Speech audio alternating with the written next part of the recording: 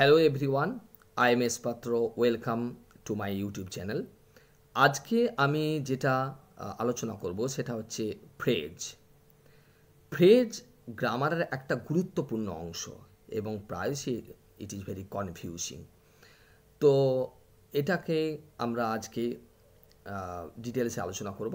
তো ফ্রেজ হলো group of ওয়ার্ডস, অর্থাৎ কয়েকটা শব্দ মিলে একটা অর্থপূর্ণ অংশই হচ্ছে ফ্রেজ।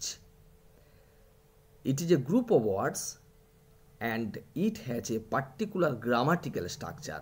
এর একটা সুনির্দিষ্ট গ্রামাটিক্যাল স্ট্রাকচার রয়েছে, যেমন এর কোনো ফাইনাইট ভার্ব থাকবে না, অর্থাৎ ফাইনাইট ভার্ব ছাড়া যদি কোনো গ্রুপ অফ ওয়ার্ডস একটা অর্থ তৈরি করে বাক্যে, তাহলে কিন্তু সেটা ফ্রেজ। এটা বাক্যের অংশ, কিন্তু এটা কিন্তু বাক্য নয়।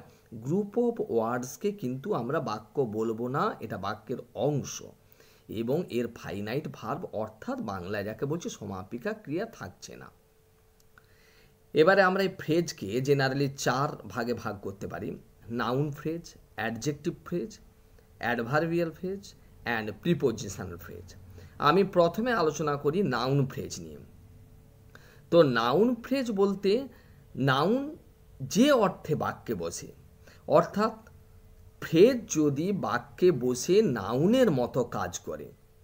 জেনারেলি ফ্রেজ যখন সাবজেক্ট বা অবজেক্ট অংশে বসে এবং সেটা যদি নাউনের মতো কাজ করে, তখন তাকে কিন্তু আমরা নাউন ফ্রেজ বলবো। যেমন ধরো, swimming in the water is my hobby.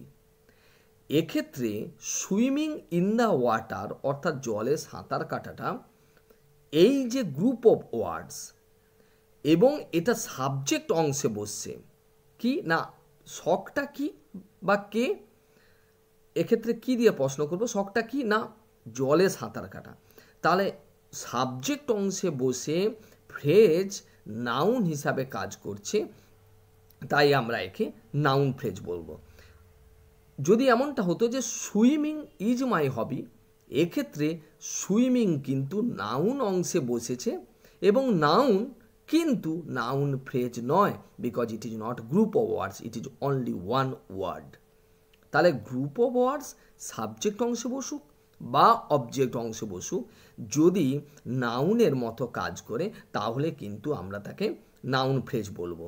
Generally তোমরা দেখবে ভার্বের আগে এবং ভার্বের পরে, অর্থাৎ সাবজেক্ট এবং অবজেক্ট অংশে বসা ব্যবহৃত যে যদি ফ্রেজ বসে এবং সেটা যে নাউনের মতো কাজ করে, সেটা কিন্তু নাউন ফ্রেজ। আরও আমি এক্সাম্পল দিচ্ছি, যেমন ধরো, have you enjoyed reading this novel. এখানে হ্যাভ ইউ এনজয়েড, এনজয়েডটা ভার্ব, তাহলে তুমি কি উপভোগ করেছো রিডিং দিস নোভেল, এই নোভেল পড়াটা। তার মানে রিডিং দিস নোভেল এটা হচ্ছে গ্রুপ অফ ওয়ার্ডস এবং এটা বসেছে অবজেক্ট অংশে এবং এটা নাউনের নাউন হিসাবে কাজ করেছে, তাই আমরা এটাকে নাউন ফ্রেজ বলবো। এটা কিন্তু অবজেক্ট অংশে বসেছে। আরও এক্সাম্পল দেখো, যেমন early to bed is a healthy habit. তাড়াতাড়ি বিছনে ঘুমোতে যাওয়াটা হচ্ছে একটা ভালো স্বাস্থ্যের পক্ষে উপযোগী অভ্যাস। এই যে আর্লি টু বেড এবং তারপরে দেখো ভার্ব রয়েছে ইজ, হেল্পিং ভার্ব। তো এক্ষেত্রে এই কোনটা হয় একটা স্বাস্থ্যকর অভ্যাস, না বিছানায় তাড়াতাড়ি ঘুমোতে যাওয়াটা।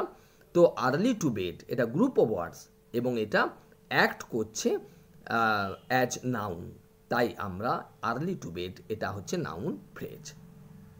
আরও একটা আমরা উদাহরণে চলে যাই, যেমন ধরো, to win a prize is not an easy task. এই যে টু উইন এ প্রাইজ এটা গ্রুপ অফ ওয়ার্ডস এবং এটা বসেছে সাবজেক্ট অংশে, তাহলে আমরা কিন্তু এটাকে নাউন ফ্রেজ হিসাবেই কিন্তু গণ্য করব। এবারে আমি আসছি next adjective phrase. Adjective phrase না গ্রুপ অফ ওয়ার্ডস যদি অ্যাডজেক্টিভের কাজ করে, তখন তাকে আমরা বলছি অ্যাডজেক্টিভ ফ্রেজ। যেমন ধরো, he got a page with no writing on it. এক্ষেত্রে দেখো, হি গট এ পেজ, সে একটা পৃষ্ঠা পেল with no writing on it, যার উপরে কোনো লেখা ছিল না। তো এই যে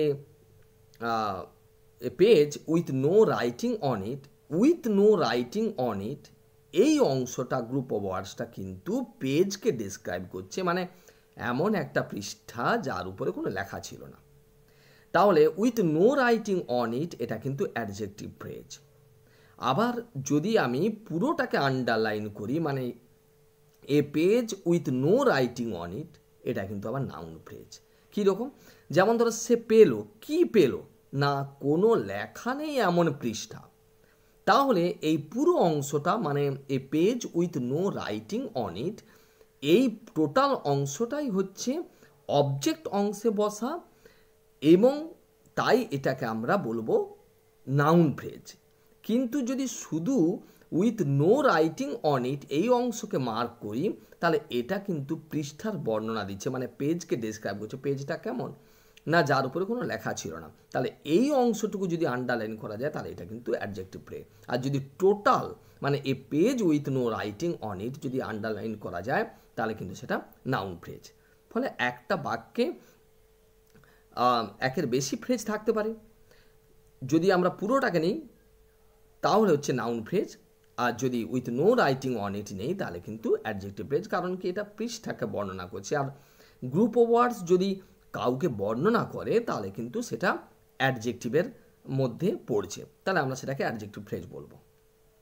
ঠিক একইভাবে he is carrying a load of great weight, সে একটা অনেকটা ভারী বোঝা বইছে। তাহলে আমি যদি a load of great weight যদি দাগ মারি, আন্ডারলাইন করি, এবং যদি জিজ্ঞাসা করি যেটা কি ফ্রেজ, তাহলে সে কি ক্যারি করছে, হোয়াট ইজ হি ক্যারিং, সে কি ক্যারি করছে, তার মানে এই ফ্রেজটা বসেছে অবজেক্ট অংশে, তাহলে আমরা এটাকে নাউন ফ্রেজ বলতে পারি। কিন্তু যদি বলি অফ গ্রেট ওয়েট, অনেকটা ভারযুক্ত বোঝা, তাহলে কিন্তু সেটা লোডকে ডেসক্রাইব করছে। যদি আমরা এ লোডটাকে বাদ দিয়ে অফ গ্রেট ওয়েটকে মার্ক করি তাহলে কিন্তু সেটা অ্যাডজেক্টিভ ফ্রেজ, কারণ কি সেটা লোডকে ডেসক্রাইব করছে, তাহলে সেটা আমরা অ্যাডজেক্টিভ ফ্রেজ বলবো। আবার যদি বলি যে I have a coat of black colour, তাহলে আমার একটা কোট আছে কালো রঙের। যদি আমরা প্রশ্ন করি যে কি আছে এ কোট অফ ব্ল্যাক কালার, তার মানে কালো রঙের একটা কোট রয়েছে, তাহলে এটা কিন্তু নাউন ফ্রেজ।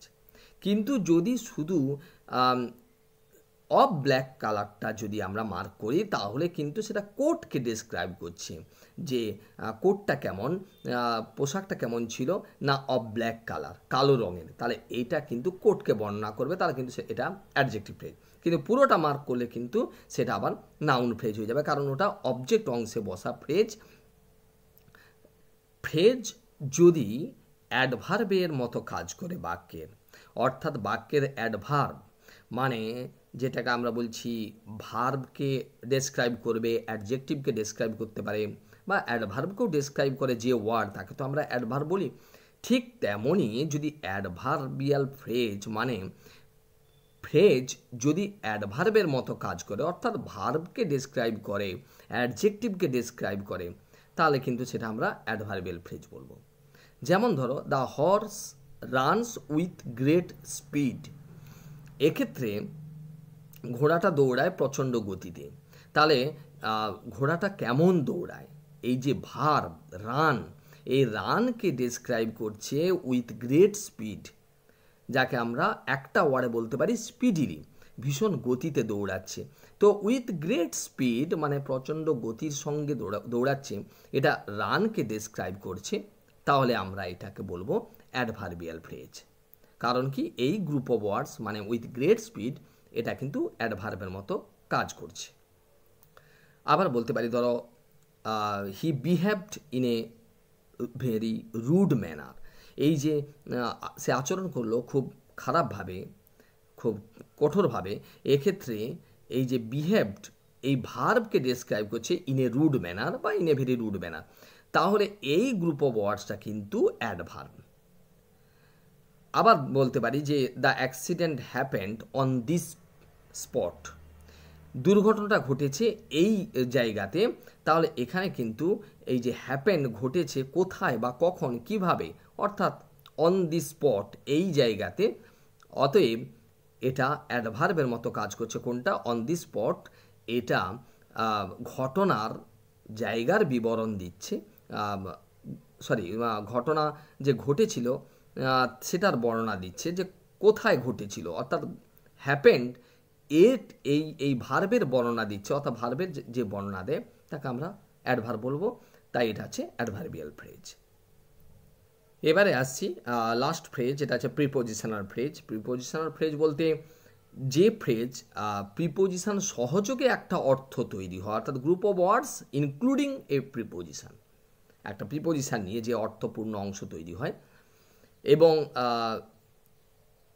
অনেকে এরকম প্রশ্ন করতে পারে যে তাহলে প্রিপোজিশন সহযোগে যে সমস্ত গ্রুপ অফ ওয়ার্ডস, মানে এর আগে যে আমি বলেছি যে on the spot, in a rude manner, তাহলে এগুলো তো প্রিপোজিশন সহযোগে, তাহলে এগুলো কি প্রিপোজিশনাল ফ্রেজ নয়? অফকোর্স, এটা একদিক থেকে যেমন অ্যাডভার্বিয়াল ফ্রেজ, তেমনই এটা আবার কিন্তু প্রিপোজিশনাল ফ্রেজও।